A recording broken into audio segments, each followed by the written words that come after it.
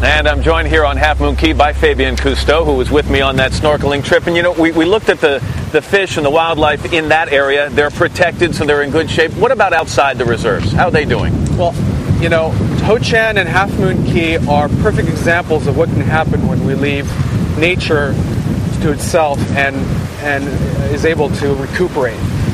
Outside the reserve is a whole different story. You know, less than a fraction of 1% of our planet is these kinds of protected areas. The rest of it is in danger of becoming a real barren wasteland, as we've seen. So what is it that this government is doing, and what is it that people can do to try to make sure that we get more of these reserves? I mean, how do you go about something like that? Well, the key is education and advocacy.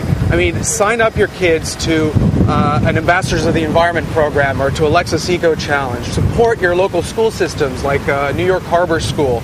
You know, sign up or start an advocacy campaign in your local community. When you go to a restaurant, bring a fish card so you can do the right thing and choose a sustainable option. And by all means, turn off your tap when you're brushing your teeth. Yeah, that sounds so simple, but you can save so much water. You are going to head from here.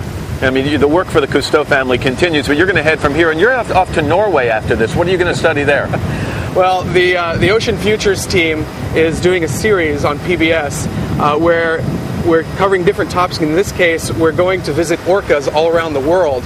And it's time to update what we know about them and how closely related they are to us, both on a society level and also on how the planet is affecting them, and in turn, the similarities between what's happening to them as a population and what's happening to us. You know, that interconnectivity, if that's a word, that's something I think that last year in this series and this year in this series, we've really started to have register with us. Now, every little thing that everybody does around the globe eventually ends up right in the same place.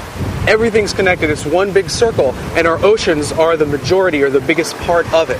We don't necessarily realize it, but everything that happens in the ocean will affect us. Fabian Cousteau. Fabian, it's been a pleasure to have you here. Thank you so much. We really appreciate it.